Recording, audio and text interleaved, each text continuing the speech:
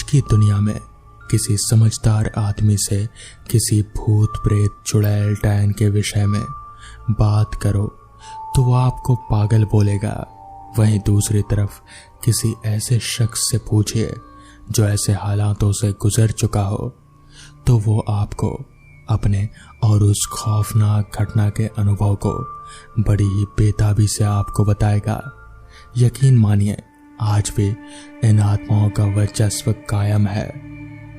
बस अंतर इतना रह गया है कि ये अब शहर से दूर दूसरे इलाके में, जहां आवाजाही कम है, बाग बगीचे, बांसवाड़ी, नहर के पुलिया के पास, पीपल के पेड़ के पास आज भी अपना वर्चस्व कायम रखते हैं। जयंत कुमार 20 साल का नवयुवक है और शारीरिक रूप से पतला है लेकिन कमजोर नहीं। उसकी हाइट 5 फुट 3 इंच औसत ऊंचाई थी। इसके परिवार के लोग प्यार से जय कहकर पुकारते थे और इसके जिगरी दोस्त इसे यंत्र के नाम से चिढ़ाते थे। इसके गांव का नाम अरंद है जो उत्तर प्रदेश राज्य के मिर्जापुर जिले में पड़ता है। इसके गांव की सबसे अहम बात यह है कि यह शहर से कोसों दूर था। ये मिर्जापुर से 45 किलोमीटर की दूरी पर है। यहाँ के लोगों को किसी भी तरह का कोई तनाव नहीं था। सभी अपनी जीवन को खुशहाली से जी रहे थे। ये बात लगभग 5 साल पुरानी है। अनिल कुमार की आज शादी थी जो कि आज शाम 7 बजे अरंद गांव से 32 किलोमीटर दूर मंदीपुर में बारात जानी थी। अनिल कुमार, राजीव रंजन और जयंत तीनों ने पिछले साल ही एक ही स्कूल के साथ पढ़ाई पूरी की थी। तीनों एक ही गांव के थे, इसी वजह से घनिष्ठता बढ़ गई। जयंत बारात में जाने के लिए कपड़े इस्त्री कर ही रहा था कि तभी उसका दोस्त राजीव रंजन जयंत के घर आया और बोला, क्यों हीरो, हो गई तैयारी? ये सुनते ही जयंत स्त्री को दीवार के सहारे रखते हुए बोला, कैसी तैयारी? अरे शाम को बारात चलना है या नहीं? तो इस पर जयंत बोला, अभी शाम होने में बहुत वक्त है बे। तभी राजीव बोला, मेरी समझ में नहीं आ रहा यार कि जाएं कैसे। तो इस पर जयंत बोला, मैं भी तो यही सोच रहा हूं क्योंकि कल सुबह जल्दी भी आना है। तो इस पर राजीव बोला, इसमें इतना सोचने वाली क्या बात है, एक काम करते हैं, शाम को बारात तेरी बाइक से चल लेंगे। तो इस पर जयंत बोला, चल तो लेंगे लेकिन मेरी बाइक में बस पेट्रोल पंप जाने तक की पेट्रोल होगा। तो इस पर राजीव ने कहा, देख फिर क्यों ना ऐसा करें कि बाइक से ही दोनों चलते हैं और पेट्रोल का दाम दोनों आधा आधा कर लेंगे। तो इस पर जयंत बोला, ये उपाय सही रहेगा क्योंकि कल मुझे जल्दी भी आना है यार और ये बहुत ज़रूरी है। ये सुनने के बाद उसने 50 का नोट उसे थमाया और उसने वो नोट अपने पास रख लिया। फिर थोड़ी ही देर में वो भी वहां से ज़रूरी काम का हवाला देते हुए चलता बना। उसके बताए हुए योजना के अनुसार जयंत ठीक शाम 7 बजे उसके घर पहुंच जाता। जयंत उसको वहां ना पाकर हस्तप्रवत रह जाता है। उसके घर वालों से पूछने पर पता चलता है कि अभी थोड़ी देर पहले ही गांव का कोई आदमी आया था। शायद वो उसी के साथ लगभग आधे घंटे पहले ही बारात के लिए निकल गया है। घर वाले भी सही सही बता नहीं पा रहे थे। जयंत जेब से मोबाइल निकालकर उसको कॉल लगाता है तो उसका नंबर आउट ऑफ नेटवर्क आता है। जयंत 2-3 बार और कोशिश करता है और खींचकर मोबाइल जेब में डाल लेता है और उसे कोसते हुए कहता है, ये राजीव कहाँ मर गया? जब इसे कहा था कि ठीक 7 बजे चलना है तो ये किसके साथ चला गया? अगर उसे जाना ही था तो कम से कम बता देना चाहिए था। ऊपर से उसका नंबर भी नहीं लग रहा। ये कहते हुए उसने बाइक की चाबी घुमाई और कलाई घुमाकर वक्त देखा तो घड़ी 8 बजने का इशारा कर रहे थे। उसने बाइक स्टार्ट करके अकेले ही आरंद से मंदीपुर अपनी दोपहिया से ही निकल पड़ा। अगले 40 मिनट के अंदर ही वो मंदीपुर गांव आ चुका था।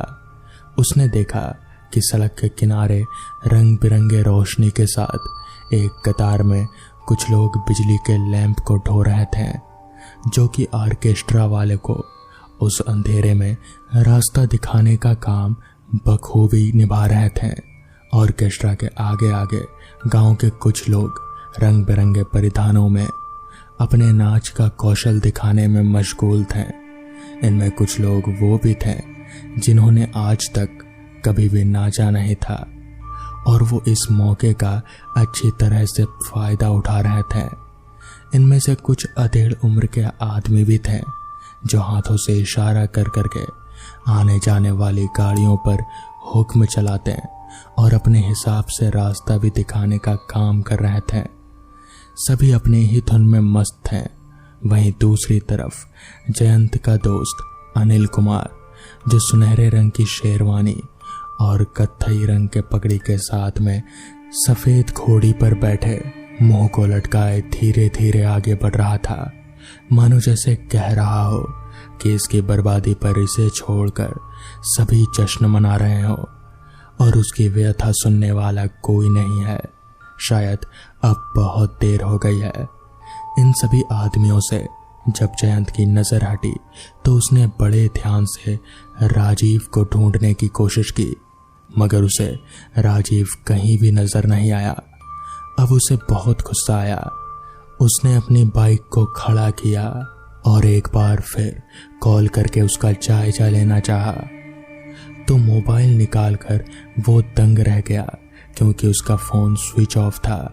उसने जल्दी से ऑन करते ही राजीव को कॉल लगाया तो पहले ही रिंग में उसने उठा लिया, मानो जैसे वो काफी देर से उसी का ही इंतजार कर रहा था। कॉल को उठाते ही जयंत के कुछ बोलने से पहले ही वो दूसरी तरफ से बड़बड़ाया, हरामखोर कहाँ है? मैं पिछले आधे घंटे से तेरा नंबर लगा रहा हूँ, थक गया हूँ भाई, और तू फोन ऑफ करके बैठा है। मैं कब से तैयार बैठा है, तेरी राह देख रहा हूँ। बोल कहाँ है तू? तूने तो कहा था कि 7 बजे निकलना है। जयंत ने सोचा कि वो इसकी अच्छे से खबर लेगा और इसे लताड़ेगा, लेकिन यहाँ तो दाव उल्टा ही पड़ चुका था। उसने सवालों का अंबार लगा दिया। जयंत अपने प्रश्न करने की जगह उसे वहीं सामने से सच बताने और उसकी व्यथा सुनाने का मन बना लिया और उससे 20 मिनट का वक्त मांगा और फिर उसे लेने के लिए फिर से आरंद गांव को रवाना हो चला। रात के करीब 9:30 बजे का वक्त हो चला था। बाइक चलाते हुए पूरा इलाका सुनसान महसूस हो रहा था। इस वक्त गांव में अक्सर सभी लोग नींद के आगोश में समाये होते हैं। जनवरी का महीना था। ठंड का मौसम होने की वजह से सड़कों पर और चारों ओर शांति फैली हुई थी। शांति ऐसी कि जैसे पक्षी के बोलने की आवाज भी नहीं आ रही थी, मानो जैसे सारे पक्षी भी ठंड की वजह से रजाई ओढ़कर सो गए हों। जयंत अपनी बाइक को लगभग काफी तेज गति से चला रहा था क्योंकि वो जल्द से जल्द अपने गांव अरंद पहुंचकर राजीव के साथ वापस बारात में आना चाहता था। सड़क बिल्कुल ही सुनसान थी। रास्ते में बहुत ही कम घर थे, यानी कि ना की मात्रा में ही। वो रास्ते में सिर्फ ठंडी ठंडी हवाओं के बीच आगे बढ़े जा रहा था। अचानक जयंत को रास्ते पर एक आकृति सी दिखी जो तेजी से दौड़कर रास्ते को पार कर लेना चाह रहे थे। उस आकृति को देखकर ये लग रहा था कि मानो जैसे वो कोई औरत हो। जयंत ने झटके से अपनी बाइक के हैंडल को घुमाकर बाइक की हेडलाइट को उस आकृति की तरफ घुमाया तो ये देखकर वो दंग रह गया कि वो आकृति पलक झपकते ही सड़क पार कर जाती है। जयंत को ये देखकर विश्वास नहीं हुआ कि कोई पलक झपकते ही इतनी जल्दी से सड़क को कैसे पार कर सकता है। जयंत इन्हीं विचारों में उलझा पड़ा था कि तभी उसकी बाइक की हेडलाइट अपने आप ही बंद पड़ जाती है। जयंत हेडलाइट को ठीक करने के लिए रुक जाता है काफी देर तक मशक्कत करने पर भी वो लाइट ठीक नहीं होती। वो वहां पर कुछ वक्त खड़ा रहता है और फिर एक साया अपनी तरफ बढ़ता हुआ उसे नजर आता है। ये वही साया था जो थोड़ी देर पहले पलक झपकते ही उसकी आंखों के सामने से निकला था। वो जैसे जैसे आगे बढ़ रहे थे, एक अजीब किस्म की तीव्र खुशबू भी बढ़ती जा रहे थे। अगले चंद सेकंड्स में वो उसके सामने थे। जयंत की नजर उस काले साए पर पड़ी तो वो ये देखकर दंग रह गया कि एक 5.5 फीट की कोई औरत काली साड़ी में उसके सामने खड़ी थी। उसने अपना मुंह घूंघट के अंदर छिपा रखा था। उसके पेट का काफी बड़ा हिस्सा ढका हुआ ना होने की वजह से उसकी नाभि का उभार जयंत साफ साफ देख पा रहा था। जयंत की नजरें उसके पेट पर ही अटक गई। जैसे रावण की शक्तियां उसकी नाभि पर ही रहती है, उसी तरह जयंत वहां खड़े खड़े उसके पेट को देखे जा रहा था। बहरहाल उसने खामोशी को तोड़ते हुए जयंत से ही सवाल किया, यहाँ इतनी रात को क्या कर रहे हो? उसकी ये बात सुनते ही जयंत बोल पड़ा, तो तुम्हें इससे क्या मतलब? ये सुनते ही उस औरत ने बड़े प्यार से इस बार कहा, इतनी रात को तुम्हें इस जगह पर डर नहीं लगता? ये सुनते ही इस बार जयंत सकपका गया और थोड़ा ऊंचे आवाज में बोला, मेरी छोड़ो, पहले ये बताओ कि तुम आधी रात को अकेले सुनसान जगह पर क्या कर रही हो? ये सुनते ही उसने चालाकी भरा जवाब दिया और बोली, अब मैं अकेली कहाँ हूं, तुम भी तो हो मेरे साथ। ये कहकर वो खिलखिलाकर हंस पड़ी। उसके इस हंसी के साथ जयंत भी कुछ सामान्य सा हो गया। जब उसकी हंसी रुकी तो वो बोली, मैं तो अक्सर यहाँ आती रहती हूँ, लेकिन तुम्हें पहली बार देखा है। जयंत ने भी उसकी इस हमदर्दी को देखते हुए अपनी सारी कहानी बता दी, जिसे सुनने के बाद वो हंस पड़ी और बोली, होने को कोई नहीं टाल सकता, जो होना है वो तो होता ही है और होकर ही रहेगा। इसे ना तो तुम बदल सकते हो और ना ही मैं। ये कहते ही वो एकदम से चुप हो गई। जयंत ने भी उसे कुछ नहीं कहा। थोड़ी देर खामोशी छाई रही। तभी जयंत के दिमाग में एक सवाल घर कर गया और वो मन ही मन में बुदबुदाया, कहीं ये कोई चुड़ैल तो नहीं है? भला इतनी रात को कोई अकेली औरत खेत में भटकती है क्या? नहीं नहीं नहीं, ये चुड़ैल नहीं हो सकती। अगर ऐसा होता तो इतनी अच्छी खुशबू कैसे आती? मैंने तो सुना है कि चुड़ैल के बदन से बहुत ही सड़ी हुई बदबू आती है, और चुड़ैल तो इतनी अच्छी भी नहीं होती। लेकिन अगर ये सच में चुड़ैल हुई तो अभी पता चल जाएगा। अगर इसकी दोनों टांगे उल्टी हुई मतलब तो ये चुड़ैल है। अब जयंत ध्यान से उस औरत के पांव की तरफ देखे जा रहा था, मगर वो अपने किस्मत को कोसने लगा, क्योंकि एक तो यहाँ घनघोर अंधेरा और ऊपर से काले रंग की साड़ी, जिसकी वजह से उसके पांव बिल्कुल ही ढके हुए थे और वो बिल्कुल भी अंदाजा नहीं लगा पाया। जयंत को उसके चुड़ैल होने का अभी तक कोई पुख्ता सबूत नहीं मिला था, लेकिन वो एक आम महिला है, ये उसका दिल मानने को भी राजी नहीं था। बहरहाल उसने भी उसे एक साधारण महिला ही मान लिया। जयंत ने चुप्पी तोड़ते हुए उससे कहा, हाँ बिल्कुल सही कहा तुमने, लेकिन इतनी रात का इधर क्या कर रही हो? पता है ना, ये इलाका अच्छा नहीं है रात के लिए, और यहाँ पर बहुत सारा खतरा भी है। अगर मेरी मदद ही करना चाहते हो तो यहाँ से तकरीबन 3 किलोमीटर दूर पर मेरा गांव है, मुझे वहाँ छोड़ दो। बेशक मैं छोड़ दूंगा, मुझे कोई दिक्कत नहीं है, लेकिन नाम क्या है आपके गांव का? जी, आगे जो वरुणा नदी पड़ती है ना, उसे पार करने के बाद लगभग 1 किलोमीटर की दूरी पर भरेता वो जो गांव है ना, बस वही है मेरा गांव, मुझे वहीं पर छोड़ दीजिए। ठीक है, ये तो मेरे गांव जाने के रास्ते में ही पड़ता है, आ जाओ बैठ जाओ बाइक के पीछे, मैं छोड़ दूंगा। ये कहते हुए जयंत ने अपनी मोटरसाइकिल के पीछे उसे बैठा लिया। वो औरत जयंत से लगभग चिपक कर बैठ जाती है। उसे इस कदर बैठने से जयंत के शरीर में झुरझुरी सी दौड़ पड़ती है। उसकी जिंदगी में ऐसा मौका उसे पहली बार मिला था कि कोई खूबसूरत लड़की उसके पीछे बैठी हुई थी। तो क्या नाम बताया था आपने? जी मेरा नाम जयंत है, जयंत बलूच। और आपका? मेरा नाम जानकर क्या करोगे? अच्छा चलो कोई बात नहीं, अगर नहीं बताना चाहती तो मैं तुम्हें फोर्स नहीं करूँगा।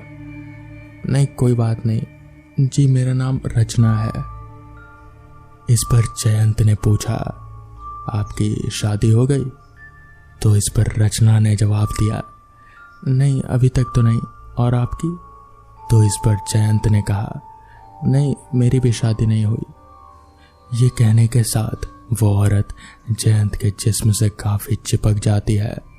जयंत को कुछ समझ नहीं आ रहा था कि आखिर यह औरत करना क्या चाहती है। वो उससे जरूरत से ज्यादा चिपके जा रहे थे। जयंत रियर व्यू मिरर से बार बार उस औरत को देखने की कोशिश कर रहा था, मगर उसका चेहरा घूंघट से ढका हुआ होने के कारण वो उसे देख नहीं पा रहा था। वो जानना चाहता था कि भला यह औरत क्या करना चाहती है। वो रियर व्यू मिरर से लगातार उसे देखने की कोशिश कर रहा था। तभी अचानक से हवा का एक तेज झोंका आया और उस झोंके से उस औरत का घूंघट उसके चेहरे पर से उड़ गया। और तब जयंत को उसका चेहरा नजर आया। उसका चेहरा देखते ही जयंत के पैरों तले जैसे जमीन खिसक गई। उसे समझ नहीं आ रहा था कि वो अब करे तो करे क्या, क्योंकि उस औरत का चेहरा बिल्कुल ही खौफनाक था।